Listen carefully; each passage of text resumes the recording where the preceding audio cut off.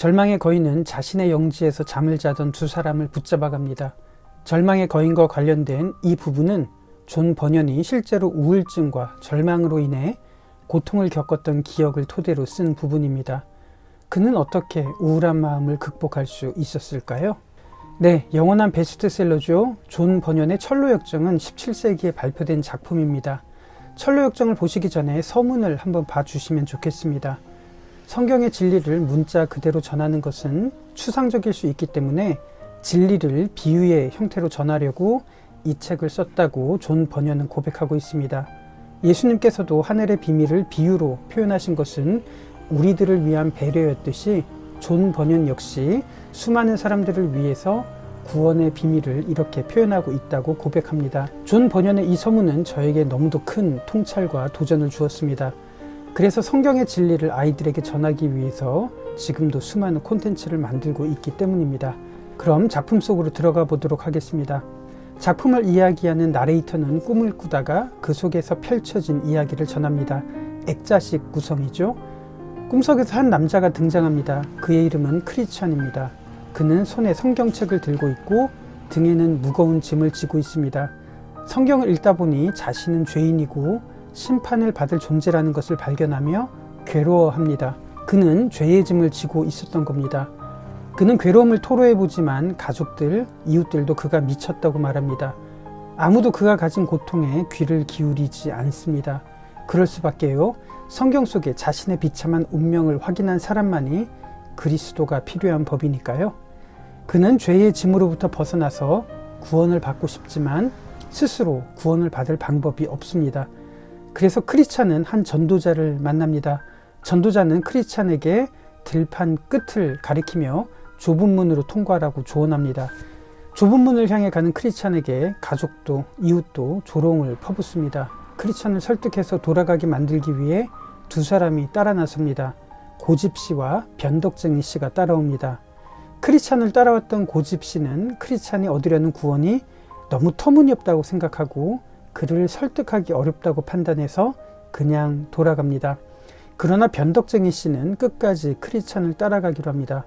그를 설득하려고 왔지만 오히려 그는 천국에서 얻을 영광과 위로에 이미 설득되었습니다. 그렇지만 크리스찬과 변덕쟁이는 늪을 만납니다. 그 늪의 이름은 두려움의 늪입니다. 이 작품은 우리에게 이것을 시사하죠. 우리는 천국을 향해 걸어가지만 그리스도인의 길은 평탄한 꽃길만 있는 것이 아닙니다. 두려움과 절망과 낙담의 늪이 도사리고 있는 것이 우리의 현실입니다. 그리스도인의 삶은 두려움이 없는 삶이 아니라 절망이 있음에도 불구하고 도움이라는 사람들의 손길로 그 두려움을 이겨나갈 수 있다는 것을 말합니다. 그것이 바로 공동체이고 그리스도인의 무리인 교회입니다. 이 목적을 위해서 하나님은 이 땅에 공동체를 주신 겁니다. 두려움의 늪에 빠진 변덕쟁이 씨는 이렇게 말합니다. 이봐요, 크리스천 씨. 같이 걸어오는 내내 당신이 얘기했던 행복한 삶이라는 게 고작 이따위 것이란 말이에요? 길을 떠나자마자 이처럼 험악한 사태에 맞닥뜨린다면 남은 여정이나 목적지에서 겪게 될 일은 더 말해 무엇하겠어요. 그 멋지다는 천국에 차라리 당신 혼자 가세요. 나는 이쯤에서 관두겠어요. 그렇게 변덕쟁이는 집으로 돌아가고 도움씨의 손길을 힘입어 크리스찬은 두려움의 늪에서 빠져나옵니다. 그리고 그는 좁은 문을 향해 혼자 걸어갑니다. 그때 크리스찬 앞에 나타난 사람은 쇠속현자라는 사람입니다. 쇠속현자씨가 보기에 무거운 짐을 지고 어린 양의 문으로 가는 크리스찬의 모습이 이치에 맞지 않아 보입니다. 그래서 그는 충고를 합니다. 도덕마을에 가서 율법이라는 어른을 찾으라고 말이죠. 그로부터 도덕과 예의를 배우면 무거운 짐에서 벗어난다는 충고를 합니다. 그 말에 크리스찬의 마음이 흔들립니다. 그렇지만 도덕마을로 가려면 높은 산을 넘어야 하는데 높은 절벽에서 죽음의 위협을 받습니다. 그럴 수밖에요. 사람이 선행을 통해 죄를 없애는 것은 그만큼 불가능하다는 의미일 겁니다. 세상에 많은 종교들이 선행을 쌓으라고 하지만 아무리 착하게 산다고 하더라도 지금까지 쌓인 죄라든지 쌓여가는 죄의 속성을 없앨 수는 없기 때문입니다. 그래서 성경은 선행을 쌓기 전에 먼저 그리스도에게로 나오라고 말합니다. 그것이 복음이고 다른 종교와 결정적으로 다른 요소입니다. 도덕마을로 가려던 크리스천은 절벽 앞에서 절망합니다. 그때 전도자가 다시 나타나 좁은 문으로 가라고 말합니다. 잠깐 유혹에 흔들렸던 크리스찬은 다시 좁은 문을 향해 걸어갑니다. 좁은 문으로 가는 길은 마귀들이 화살을 쏘며 방해합니다. 더 넓고 편한 길로 가고 싶은 마음의 유혹도 있습니다. 그러나 만일 그런 길을 선택한다면 결코 천국에 도달할 수는 없을 겁니다. 선지자들도 사도들도 믿음의 선진들도 그 길을 따라갔기 때문입니다. 그래서 깨닫습니다. 우리의 삶이 고단하고 눈물의 길이라면 우리는 지극히 정상적인 길을 가고 있다는 것을 말이죠. 좁은 길을 가던 크리스찬은 마침내 언덕에 도착합니다. 꼭대기에는 십자가가 서 있습니다. 언덕을 기어올라 십자가에 이르자 드디어 등에 달라붙어 있던 그의 짐이 떨어져 나갑니다. 이것이 바로 십자가의 은혜입니다.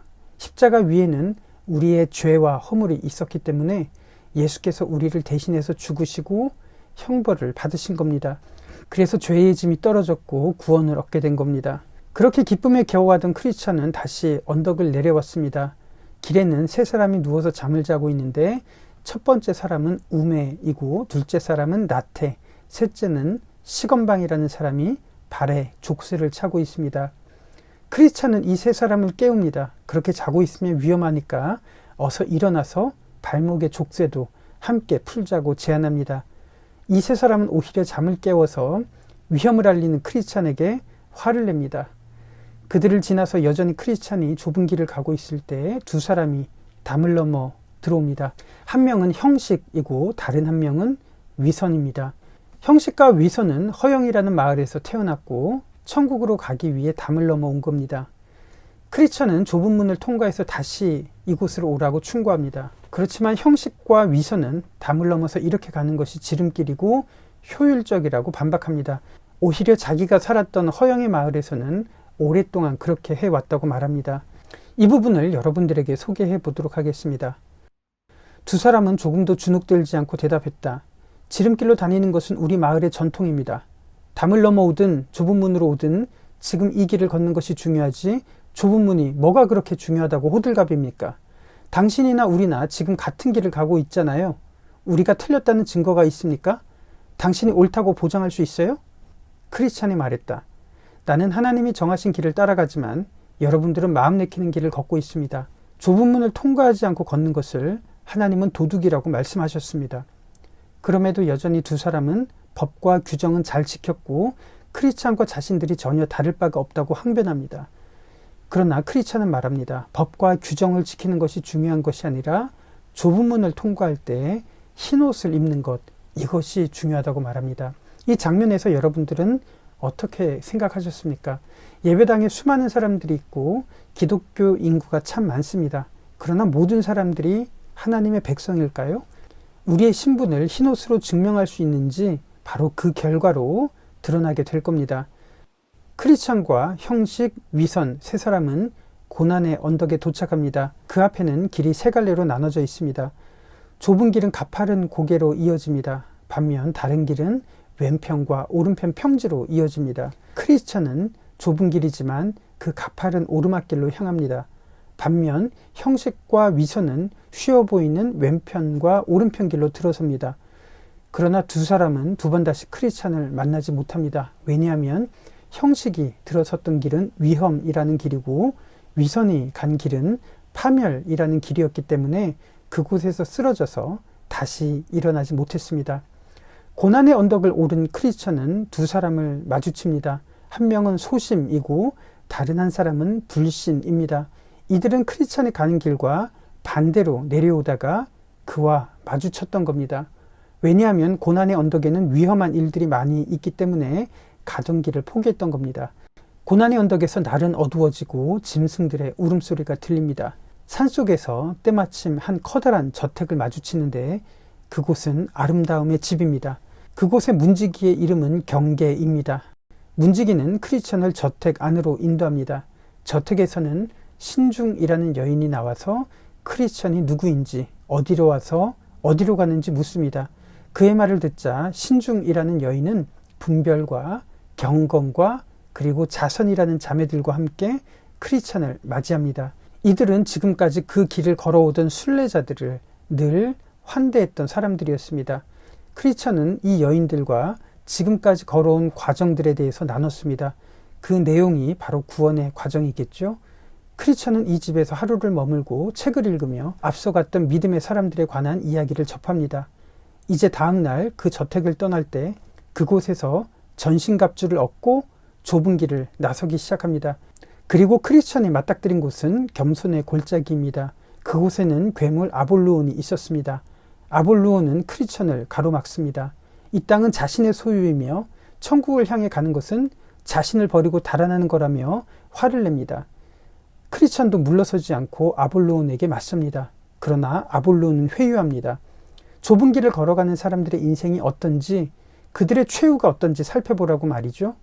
좁은 길을 간다는 것이 도대체 다른 사람들보다 나은 것이 무엇인지를 묻습니다. 사실 이런 이야기를 들으면 누구라도 마음이 흔들립니다. 예수를 믿는 우리가 다른 사람들의 눈에 나은 것이 전혀 없기 때문입니다. 형제들이나 친지들 중에서 어쩌면 예수 믿는 우리가 가장 비참하고 궁색해 보일 때도 있기 때문입니다. 그래서 이런 과정들을 겸손의 골짜기라고 말하는 거겠죠. 그렇지만 크리스천은 말합니다. 그런 겸손의 골짜기를 통과하는 이유는 하나님의 사랑이 우리를 붙잡는 것을 드러내려는 이유라고 말입니다. 그렇습니다. 어쩌면 우리는 지금도 겸손의 골짜기, 눈물의 골짜기를 지나고 있지만 그 길을 가게 하시는 이유는 오로지 하나님의 사랑이 우리를 지탱한다는 것을 알게 하시는 과정이라고 믿습니다. 전신갑주를 입고 아볼론에게 맞서서 이기고 겸손의 골짜기를 크리스찬이 통과합니다. 그러나 그 앞에는 죽음의 골짜기가 기다리고 있습니다. 불확실한 미래, 막막한 앞길에 직면한 우리는 누구든지 죽음의 골짜기를 걸어가고 있는지도 모르겠습니다.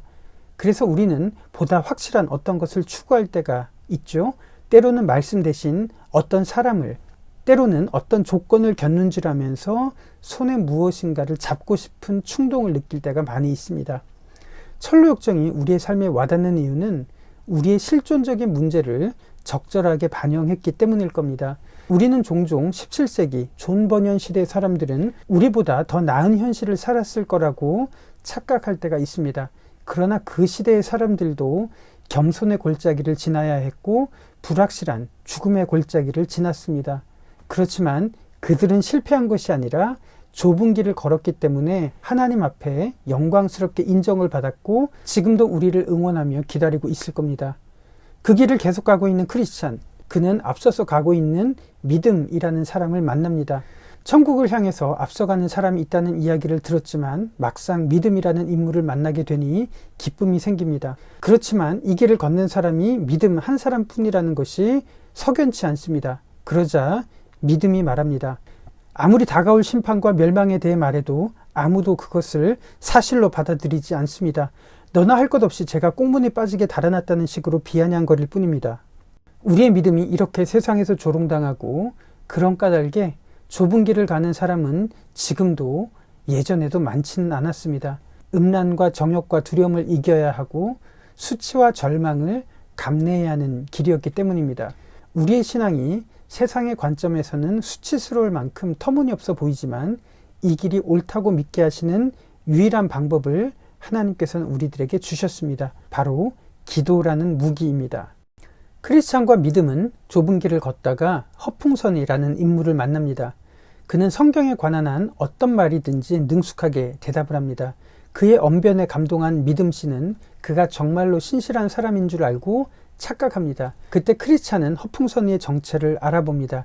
그는 말은 그럴싸하게 할 수 있고 누구와도 대화를 나눌 수 있습니다. 성경 이야기도 심지어 주점에서 술 마시는 이야기도 얼마든지 대화를 나눌 수 있습니다. 하지만 그는 말뿐입니다. 행실에서는 열매가 없고 회개의 열매도 없는 사람입니다. 크리스찬은 이렇게 말합니다. 행동이 따르지 않는다면 영혼과 몸이 제각각인 거나 마찬가지입니다. 신앙의 핵심은 실천에 있습니다.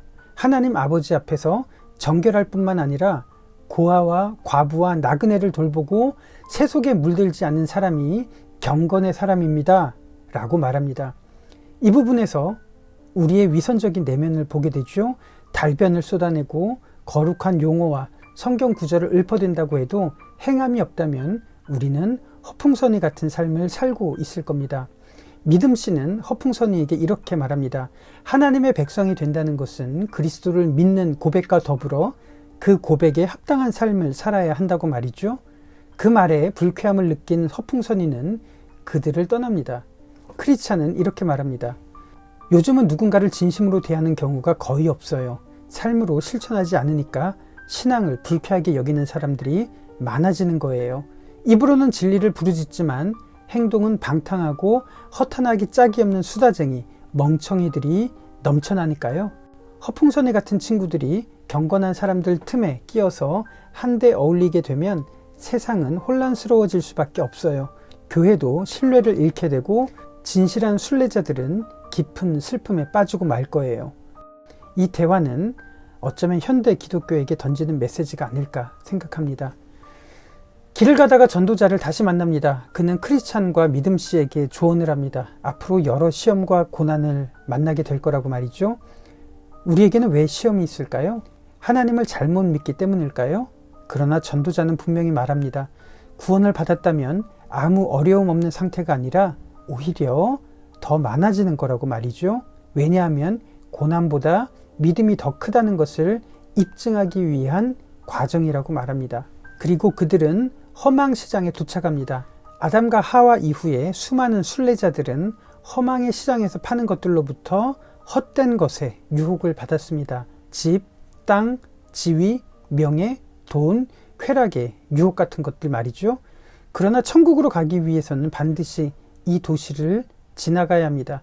그러나 크리스찬과 믿음 씨는 이 마을의 사람들과 차림새가 달랐고 말투도 달랐고 이 허망의 시장에서 파는 물건에 유혹되지 않았습니다.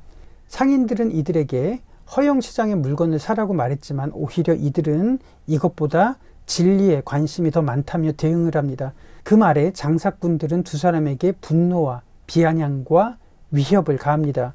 허망시장이 소란으로 들끓자 도시의 책임자는 두 순례자를 체포해서 신문합니다.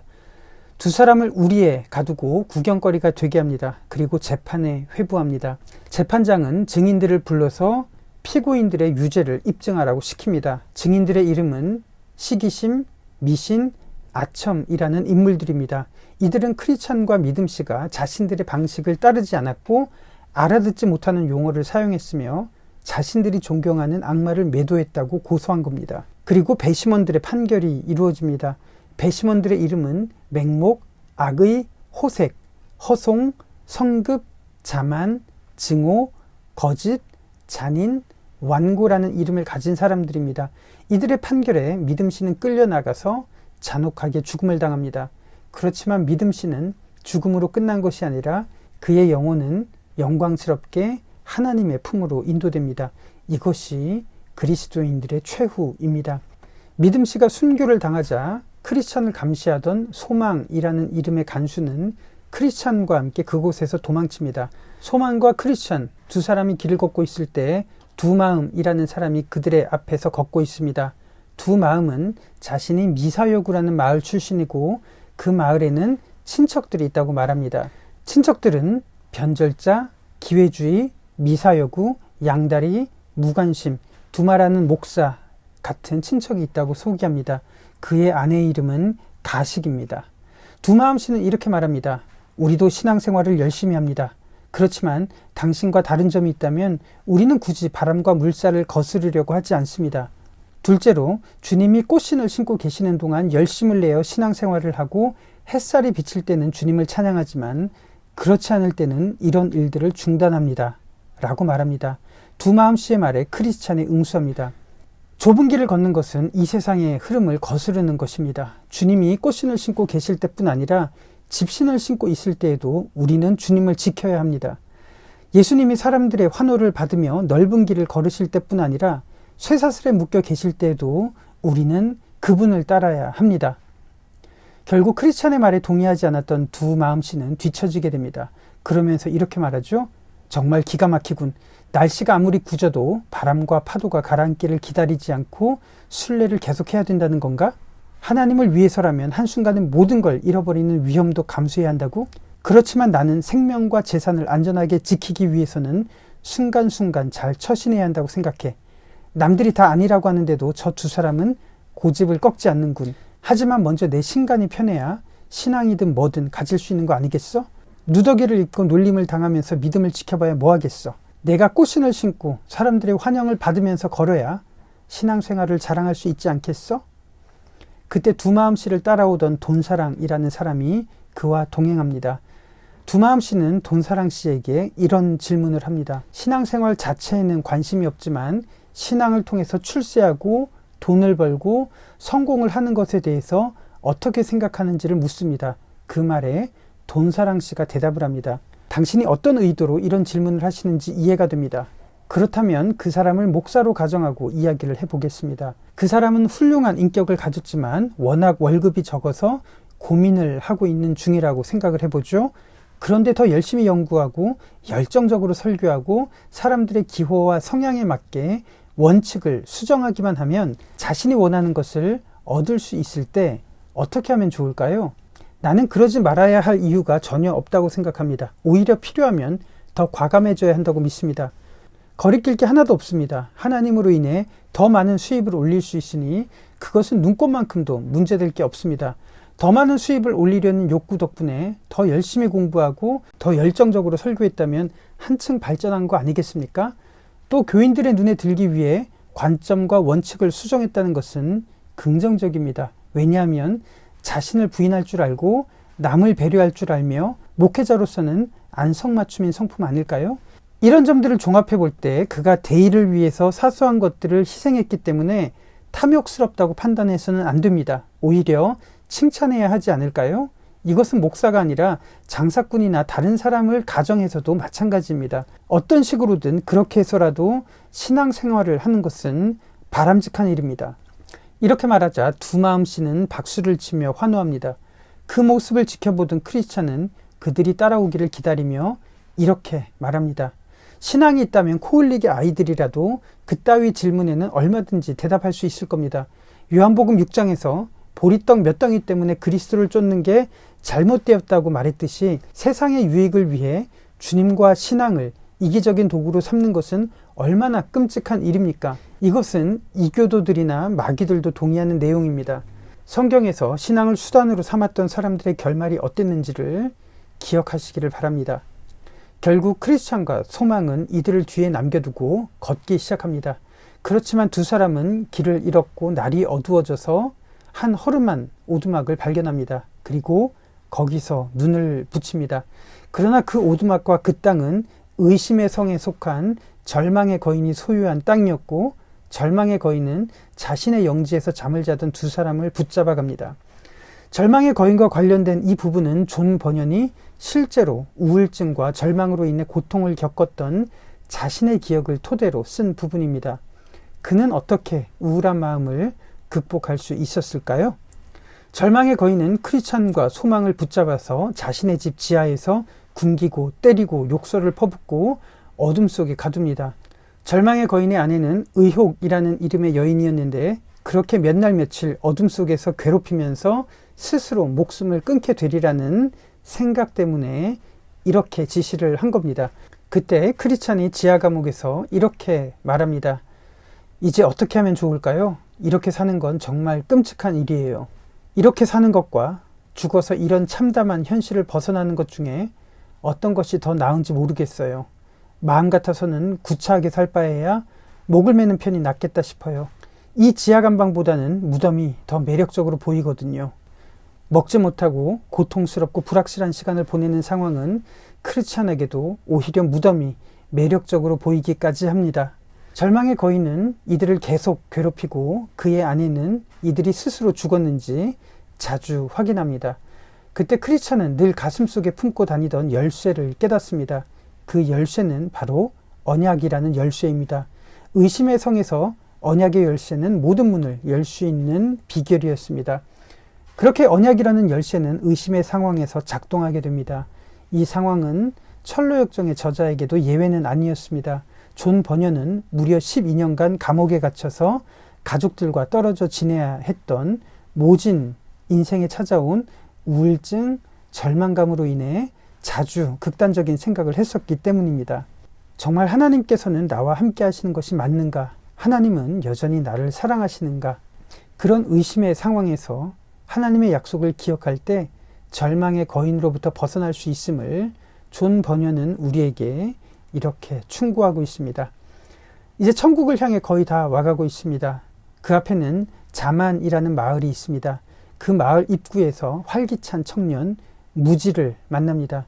그는 자만의 마을에서 태어나서 천국을 향해 가고 있습니다. 그는 지금까지 착하게 살아왔고 기도와 금식, 11조를 했으며 이렇게 큰 결단을 하고 천국을 향해 가고 있다고 말합니다. 크리스찬은 그에게 좁은 문을 통과했냐고 묻습니다. 그때 무지라는 청년은 이렇게 말하죠. 자신은 자기 방식대로 신앙생활을 하겠다고 대꾸합니다. 어차피 당신이나 나나 천국을 향해 걷는 것은 똑같은 거 아니냐고 그렇게 말을 합니다. 어쨌든 크리스찬과 소망과 무지는 함께 길을 걷습니다. 아첨쟁이를 경계하고 무신론의 소리에도 아랑곳하지 않고 믿음과 구원의 이야기를 나누며 좁은 길을 걷습니다. 크리스찬과 소망이 나누는 구원의 이야기는 기독교의 핵심을 다루는 부분입니다. 이 부분을 주의 깊게 읽어보시면 신앙에 참 많은 도움이 될 것 같습니다. 크리스찬과 소망은 무지라는 젊은이가 꿋꿋이 뒤따라오는 것을 보고 놀랍니다. 왜냐하면 그 청년은 천국을 간절히 갈망했기 때문입니다. 그러나 그는 어린 양의 좁은 문을 통과하지 않았기 때문에 크리스찬과 다시 논쟁을 벌입니다. 이 부분은 우리의 지성을 가지고 꼼꼼하게 생각해야 되는 부분일 겁니다. 크리스찬과 무지가 벌이는 논쟁을 소개하겠습니다. 크리스찬이 무지에게 말합니다. 자네는 주님이 필요하다는 사실조차 실감하지 못하면서 그분을 믿어야 한다고 말하다니 도대체 어떤 근거로 그렇게 말하는 것인가? 무지는 거침없이 대답합니다. 그리스도께서 죄인들을 위해 돌아가셨음을 믿습니다. 그리고 주님의 법에 순종하면 너그럽게 받아주셔서 저주에서 풀려나게 하시고 하나님 앞에서 의로운 백성으로 인정해 주실 거라고 믿습니다. 하나님은 그리스도의 공로와 신앙적인 의무를 다하는 제 노력을 기꺼이 받아주시고 의롭다고 해 주실 것을 믿습니다. 크리스찬이 대답합니다. 자네의 신앙 고백에 대해 몇 가지 짚고 넘어가겠네. 첫째로 자네는 실체가 없는 신앙을 가졌네. 성경 말씀 어디에도 그런 기록은 없네. 뿐만 아니라 그리스도의 인격적인 의로움과 상관없이 인간의 노력으로 의로워지려고 하는 거짓 믿음을 추구하고 있네. 자네가 말하는 신앙은 그리스도를 인격 그 자체가 아니라 행위를 의롭게 하시는 분으로 몰아가는 셈이네. 당연히 심판의 날 하나님의 진노를 피할 수 없을 걸세. 인간을 의롭게 하는 참된 믿음은 율법의 그늘 아래서는 구원을 받을 가망이 전혀 없음을 깨닫는 데서 시작되네. 주님께 나와서 그분의 의로움을 피난처로 삼는 심령들은 오직 그리스도의 의로움만이 하나님의 인정을 받을 수 있음을 잘 알고 있지.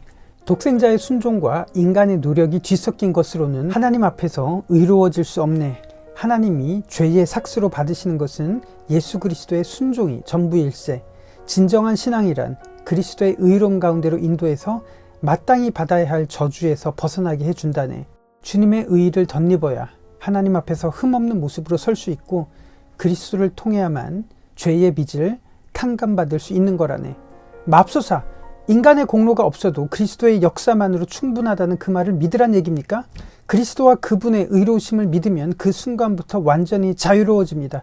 따라서 선생님과 같은 사고방식을 가졌다가는 오히려 우리의 의지가 느슨해져서 하나님에게 불순종하고 마음의 욕심에 빠지게 될 겁니다. 크리스찬이 말합니다.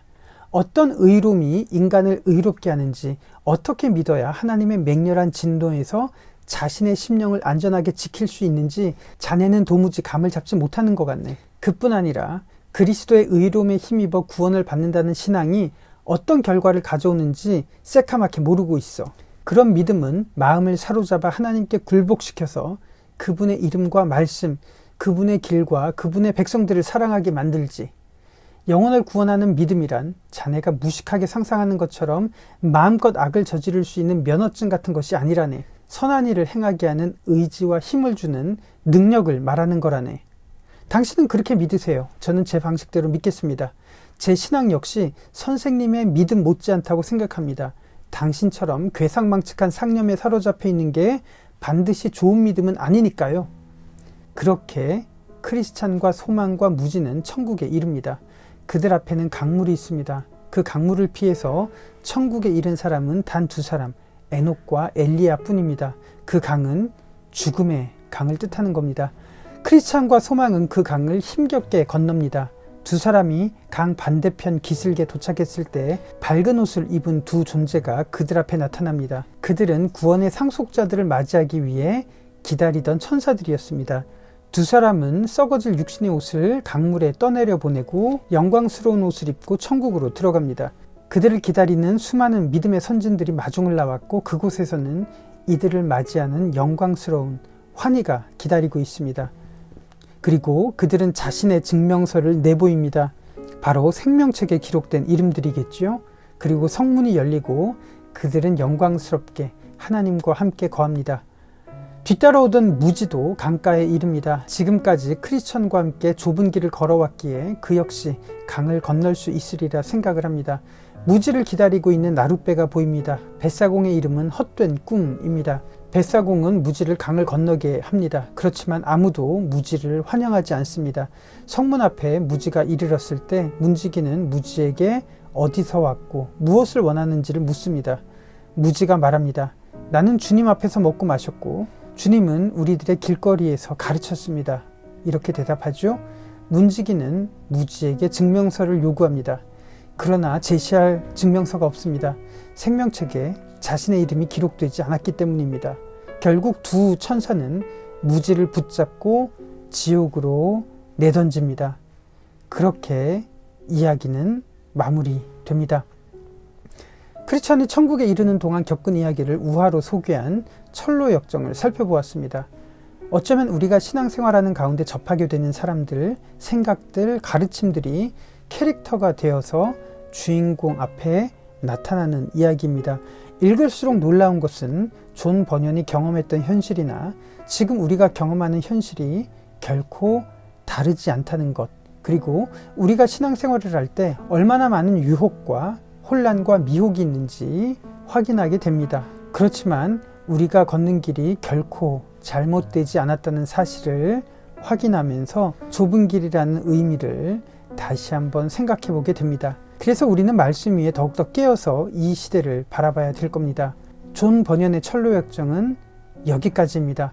여러분들은 이 이야기를 어떻게 읽으셨고 무엇을 느끼셨는지 댓글로 알려주시면 우리의 나눔과 깨달음은 더욱더 풍성해지리라 믿습니다. 지금까지 철로 역정을 들어주셔서 진심으로 고맙습니다.